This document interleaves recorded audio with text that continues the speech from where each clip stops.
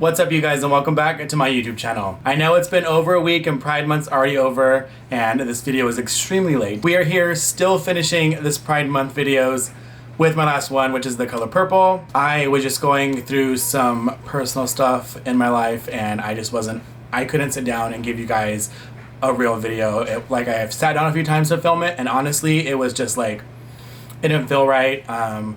I do struggle with mental health stuff, so sometimes I'm not inspired to film. I just don't have the motivation. But here we are, even though it's a week late, we're gonna do this last Pride video. So for our last Pride video, we will be doing the color purple, and on top of it, for the gay history that we will be learning about, we will be learning about the underground ball culture, which I'm super excited about because it's something I recently learned about, and it's honestly so fun and so cool. I hope to attend one of these events sometime in my lifetime because it just looks so fun. It looks so cool. So if you are new here, my name is JJ, and here on my YouTube channel, you guys get to watch me play with makeup and learn how to do makeup.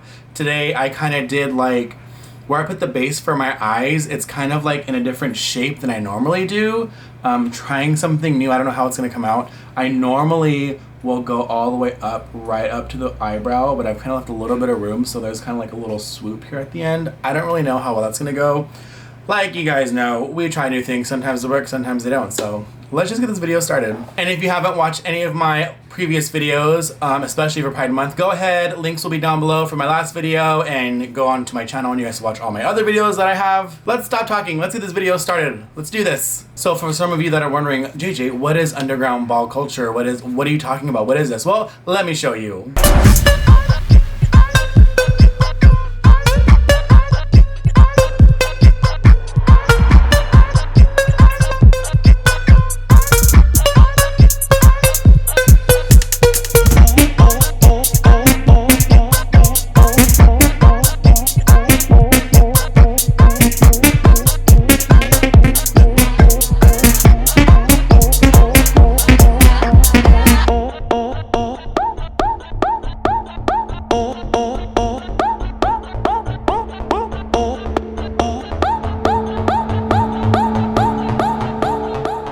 And remember, these facts and things that I'm telling you guys, I'm reading them off different websites, off the internet. Internet's not always true, so if any of these facts are incorrect and you know what is right, please leave a comment down below and educate me so we can educate the world on what is right. So please don't hate me if I say something that is wrong. I'm learning. I'm trying my best. So one thing I learned is that the ball culture actually emerged back in the 1920s, but it was white men who would do it. And anybody who was either Latin or African American that wanted to do these ball kind of, these like ball fashion shows, they actually had to like lighten up their skin complexion. I don't know how true that is, but that's what I read, so take it for what it is. The ball culture originated more mainly in the Black communities and Latin communities, and of people that were in the LGBTQ community. Before I go any further, I forgot to tell you guys, I'm using the Bloodlust palette since today's colors are purple. And I will be going into, oh my god, I feel like I need to swatch these real fast because I hella forgot what I was doing. Like when I was trying to film this video, like last week, 2 weeks ago, I had already planned out what I was going to use, and I completely forgot now because I'm a mess. I'm pretty sure it was that color and this color. Yeah, I think those are the two colors. Bam, these colors right here. Oh my god, I don't know why I swatch it all the way over there on my arm, but you can kind of see it. I will be going in with this color here called Blood Queen, and I will also be going in with this purple called Vivid Mood. And I finally cleaned all my brushes, so like I'm ready and I'm set. I'm ready to do this. So I'm gonna dip into the Blood Queen, and we're just gonna go, I'm gonna do what I did like with my last video. I'm gonna do one color on the inside and then do the other color on the outside. I think I'm gonna do the dark on the inside and the light on the outside. We'll see how that goes. I don't really know. So at the beginning of the 20th century, a distinct Black LGBTQ culture was starting to be created in Harlem. And I read that the Harlem Renaissance was particularly a big influence on this. So it said over the years, Harlem was a big birthplace of LGBTQ culture within the Black and Latin communities. And Harlem was the birthplace of voguing. I personally cannot vogue to save my life. I could try it. Maybe one day I'll show you. I'll try it one day and I'll show you, but I can't do it. Nope, it's not for me. So voguing was actually created by the Latin and Black LGBTQ community.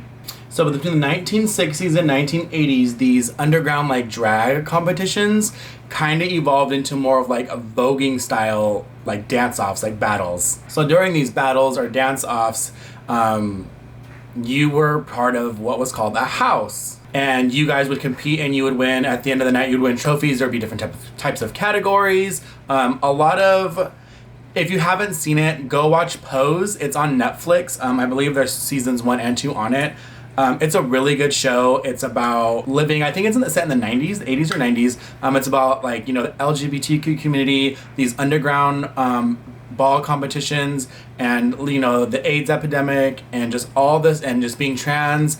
You should just go watch it because it's absolutely amazing. And a lot of this, like, just go watch it. It's just really good. So through dance, a lot of people showed off how gender is a performance. They would put on makeup, or what we would call a beat face. They'd style their hair, put on extravagant clothing. So this creative performance through voguing was actually used to also settle disputes between people. They would vogue against each other, and that's how they would settle dispute, whoever won. It was kind of more of a peaceful way to figure out this, like, dispute these two people were having. So using dance, the voguers would read each other, and ultimately the winner would be the person who they would call it through the best shade. And for those of you that don't know, we have a lot of lingo in the gay community, like throwing shade or reading people. If you watch Drag Race, I'm sure you know a lot of this lingo, but I don't think some of the people that are out there know that we have our own set of words and lingo that we use. And it looks like this is where a lot of it came from. So I think I've kind of finished with this darker purple. I'm gonna pack in that vivid mood right here on the edge and then blend it together. So with time, voguing changed from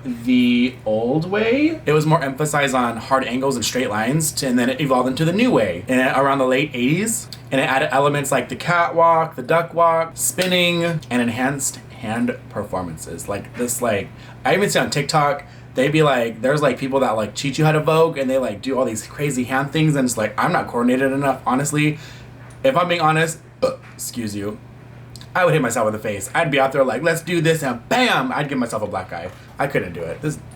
Nope, not for me. I'm really not liking these purples together. I don't think this was a good choice for me. I'm trying to blend them together a little more, and I just like, I'm not liking it. I'm really not liking this. I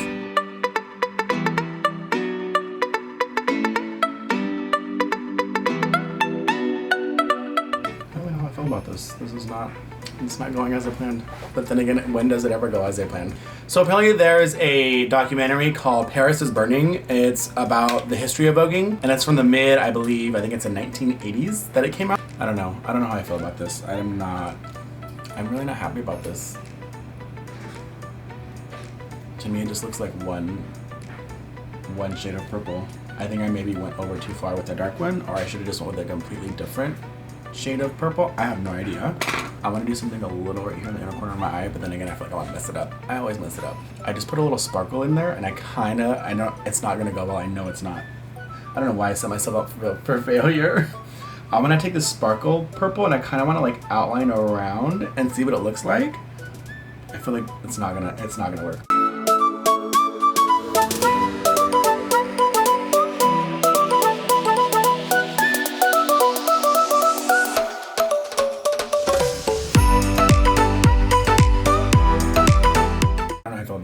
It's kind of cool, but I feel like there was an easier way to do this. I mean, I feel like I do like it a little better with the like sparkle on the outside or on like the edges, but I don't really know. It's not terrible. But then again, I need to get my eyebrows done, which I've been doing myself, and it's not going that well. So everything needs to start opening up so I can get my eyebrows done, because I look like Harry Wolfman. I need to figure them out. So that's all I'm going to do for this eye. I'm going to try and go to the other eye, and that's kind of all I'm going to talk about the underground ball culture. My little notes here. There were so many different websites that had so many different information. It was really hard to just like... It was probably one of the harder things about the LGBT history that... I don't know. There were just so many different things I read. I didn't want to say the wrong thing, so I kind of kept it short. So if anybody out there knows anything or knows my history or knows some more facts, please let me know. Leave the comments down below, because I'm interested in this. This is so cool, and I just want to know. I want to learn. So I'm going to go off camera. I'm going to go do my other eye, beat my face, do all that fun stuff, and then I will be right back. So I did the other eye. I noticed that this eye is a little lower under my eyebrow than this eye. This eye is close to my eyebrow. It is what it is. They're like, what do they say about eyebrows in general? They're just like, they're supposed to be sisters, not twins. So these eyes are sisters. They're not twins. So I went ahead and just finished both of them. I just threw on a lip gloss. I threw on the, what shade is this? This is the Lord Star lip gloss from the Bloodlust collection, because it's got purple, obviously. Foundation, concealer, that's all I did. I threw in a little bit of highlight, but nothing crazy, because you guys already know I don't know how to do it, so I just do a little bit at a time.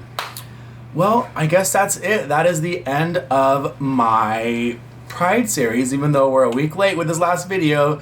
For all of you that have watched all these videos, thank you so much for watching. It means the world to me. We're obviously not done.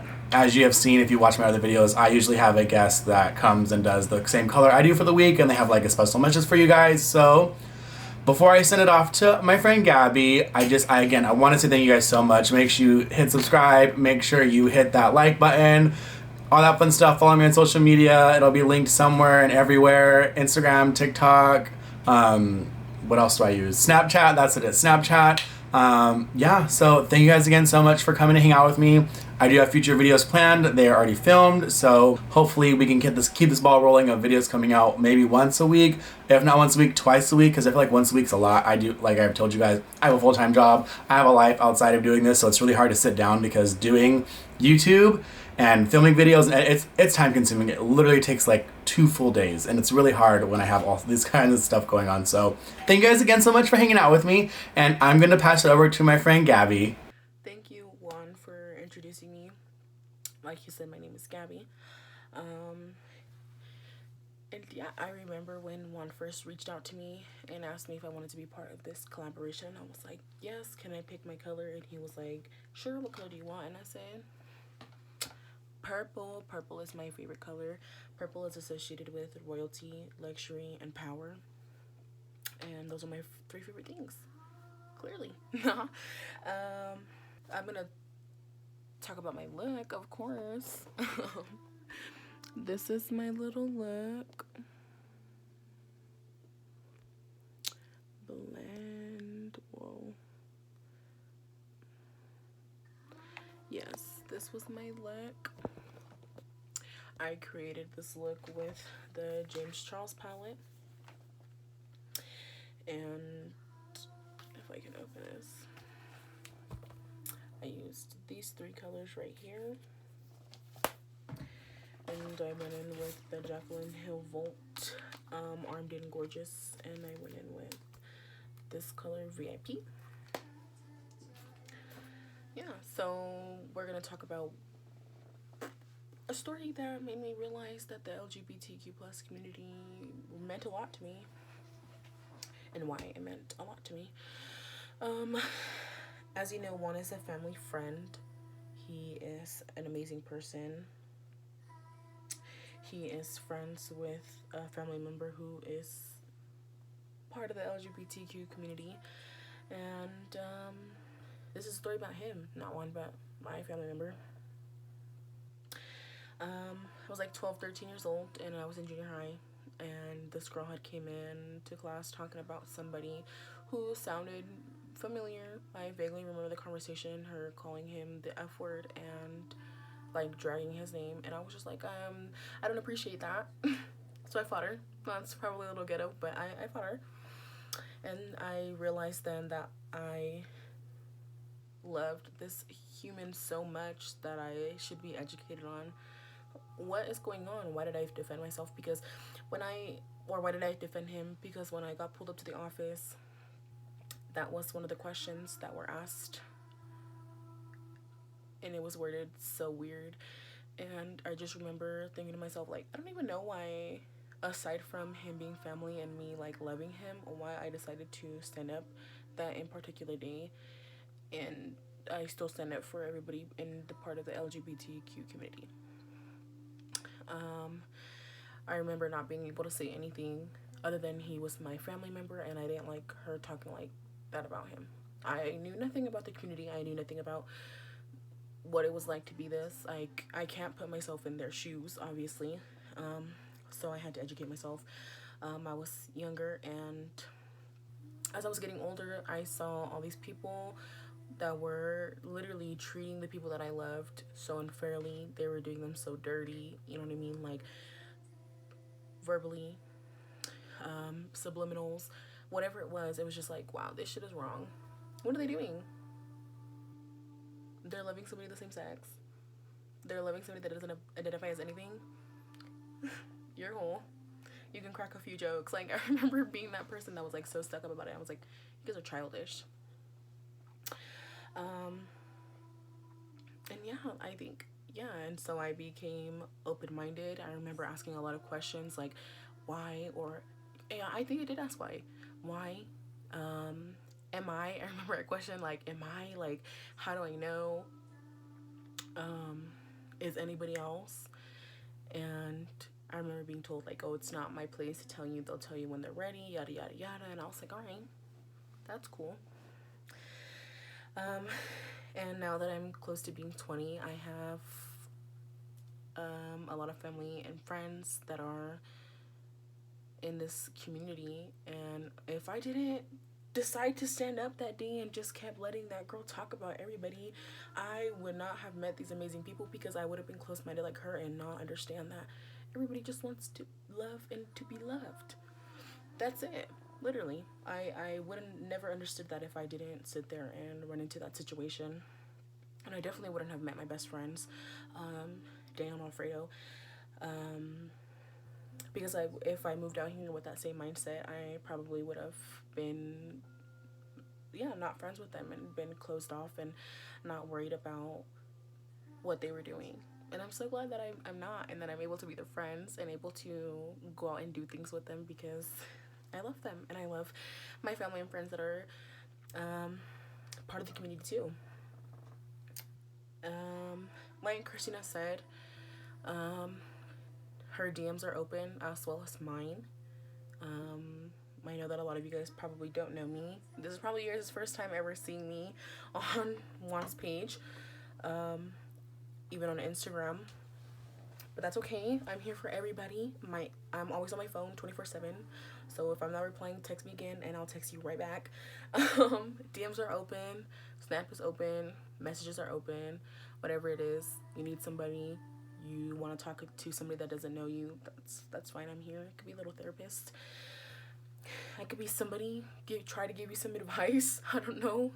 But yeah, I'm definitely here. I hope you guys enjoyed this video as much as I enjoyed participating in this video and in this whole collaboration all together. And I hope to see you guys back again. Maybe Juan wants to do another collaboration with all of us sometime here in the near future. But yeah, that's it for now. Bye.